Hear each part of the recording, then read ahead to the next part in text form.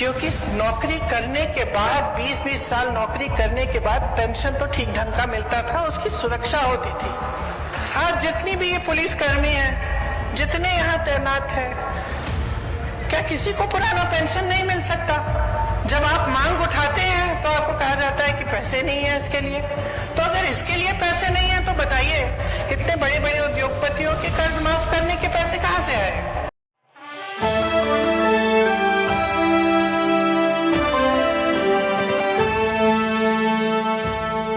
2024 के लोकसभा चुनाव के पहले राहुल गांधी और प्रियंका गांधी यानी कि दोनों भाई बहन बहुत एक्टिव नजर आ रहे हैं और ये कहा जा रहा है कि 5 राज्यों के जो आंकड़े सामने आ रहे हैं, जो सेमीफाइनल है, उसमें कहीं ना कहीं कांग्रेस पार्टी जो है जीत हासिल करते हुए नजर आएगी। ये कहा जा रहा है कि 5 में से 4 राज्य ऐसे हैं जिसमें कहीं ना कहीं कांग्रेस पार्टी फिर से अपनी सरकार बनाने वाली है। तो क्या 2024 के चुनाव के पहले ये मान लिया जाए कि कांग्रेस पार्टी की यहाँ पर प्रियंका गांधी और राहुल गांधी जो मेहनत कर रहे हैं वो सफल हो रही है?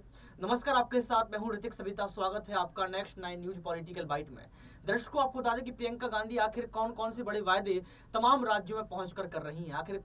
आखिर क्यों यहां पर प्रियंका गांधी जो है भाजपा पार्टी और आरएसएस को घेरती हुई नजर आ रही है? क्या सच में भाजपा पार्टी और आरएसएस का कनेक्शन है? और कौन से बड़े वायदे जो है इस बार तमाम राज्यों में कांग्रेस पार्टी की सरकार बनाती हुई नजर आएगी? आप पहले प्रियंका गांधी को सुनिए। हर वर्ग को देखिए, आप महिलाओं की बात कर रहे हैं, सब कर रहे हैं आजकल, क्योंकि आजकल नेता भी समझ गए हैं कि महिलाओं का वोट बहुत कीमती है, इसीलिए आप सब महिलाओं की बात कर रहे हैं। लेकिन महिला आरक्षण की बात सबसे पहले किसने की? सालों पहले कांग्रेस पार्टी ने की। महिलाओं को आरक्षण किसने दिए? पंचायतों में सबसे पहले कांग्रेस पार्टी ने दिए। और इन्होंने एक ऐसा कानून पास किया है जो 10 साल तक ये कहते हैं लागू नहीं होगा। क्या करेंगे हम इस आरक्षण का, अगर 10 साल हमें रुकना पड़ेगा इसके लिए? तो इनकी बातें जो है पूरी तरह से खोखली हैं। जो उदारता होनी चाहिए, जो समर्पण होना चाहिए, वो नहीं है। उदारता तो वो होती है जो किसान बाहर बैठा हुआ है, सर्दी में खा नहीं रहा है, पी नहीं रहा है, सुनवाई तो कर लो, समझ तो लो क्या कह रहा है इस देश की जनता, क्या कह रही है आपसे। लेकिन आज जो सरकार है, मोदी जी की सरकार, भाजपा की सरकार, उसमें आपकी कोई सुनवाई नहीं है। ये सरकार सिर्फ बड़े बड़े उद्योगपतियों के लिए चल रही है, और वो भी गिने चुने जो इनके मित्र हैं, जिनको पूरी देश की संपत्ति सौंपकर इनकी सत्ता मजबूत रहे। तो आपको समझना पड़ेगा कि आज की जो परिस्थितियां हैं उनसे आपका भविष्य कैसे बनेगा।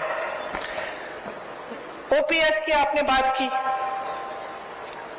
अब जो कर्मचारी है 20-20 साल काम करता है, उसकी क्या उम्मीद होती है?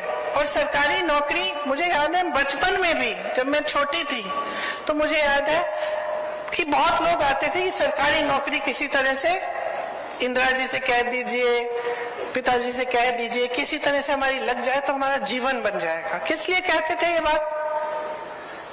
क्योंकि नौकरी करने के बाद 20-20 साल नौकरी करने के बाद पेंशन तो ठीक ढंग का मिलता था, उसकी सुरक्षा होती थी। आज जितनी भी ये पुलिसकर्मी है, जितने यहाँ तैनात हैं, क्या किसी को पुराना पेंशन नहीं मिल सकता? जब आप मांग उठाते हैं तो आपको कहा जाता है कि पैसे नहीं है इसके लिए। तो अगर इसके लिए पैसे नहीं है तो बताइए, इतने बड़े बड़े उद्योगपतियों के कर्ज माफ करने के पैसे कहाँ से आए?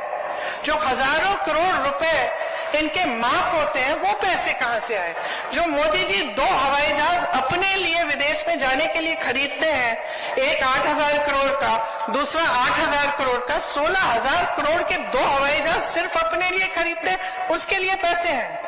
20,000 करोड़ रुपए के आपके पास है खर्चने के लिए नए संसद को बनाने के लिए, जबकि पुराना संसद ठीक तरह से चल रहा है। उसका सुंदरीकरण करने के लिए आप 20,000 करोड़ रुपए खर्च करने के लिए तैयार हैं, लेकिन किसान की मांग, किसान का कर्ज माफ नहीं करेंगे। ओपीएस के लिए आपके पास पैसे नहीं है। तो आज की सच्चाई ये है, असलियत ये है।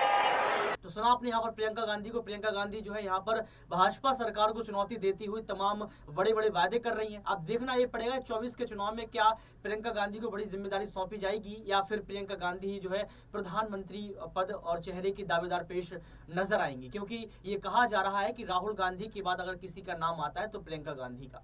आज के इस खास रिपोर्ट में बस इतना ही। देखते रहिए नेक्स्ट 9 न्यूज पॉलिटिकल बाइट।